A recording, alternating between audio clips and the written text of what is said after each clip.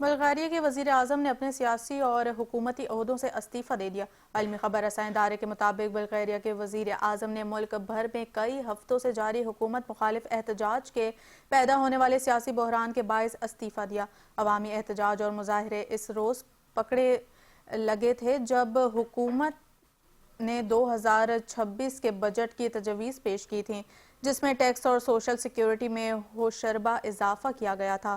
Opposition جماعتوں کا بھی مطالبہ تھا کہ حکومت عوام پر ٹیکسوں کا بوجھ لادنے کے بجائے کرپشن کم کرے، جس نے ملک کی جڑوں کو کھوکھلا کر دیا ہے۔ حکومت مخالفین کا کہنا تھا کہ ٹیکس کے بوجھ میں اضافہ کر کے کرپشن کو چھپانے کی کوشش کی جا رہی ہے۔ اس کے بعد ملک بھر میں حکومت کے خلاف شدید احتجاج اور پرتشدد مظاہروں کا نہ ختم ہونے والا سلسلہ شروع ہو گیا، یہاں تک کہ حکومت کو بجٹ تجویز واپس لینا پڑی۔ حکومت کے خلاف احتجاجات صرف دارالحکومت تک محدود نہیں رہے، بلکہ درجنوں شہروں میں ہزاروں افراد نے سڑکوں پر نکل کر مستعفی ہونے کا مطالبہ کیا، جس کے بعد سے وزیر اعظم پر عدم اعتماد کا ووٹ لینے کے لیے دباؤ میں اضافہ ہو گیا تھا۔